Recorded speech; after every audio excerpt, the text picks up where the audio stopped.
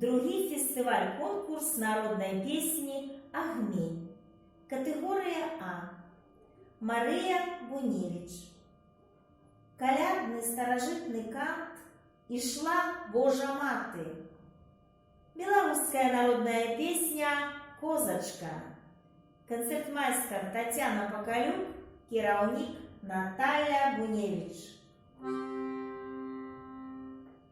Ішла Божа мати широким гостинцем, содосила вона пана молодого.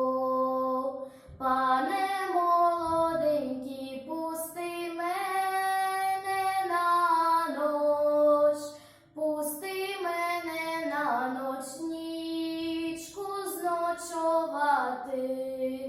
І хатка старенька, діточки маленькі, і ось у мене клюня недалека поля, то там тобі буде ніченька спокійна, то там тобі буде ніченька спокійна.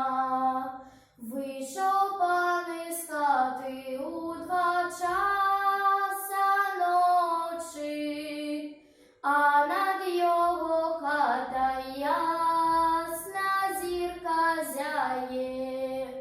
Ой, щоби я відав, що то Божа мати, я б її пустив би нічку зночувати. Сам би я з дитками ліг би під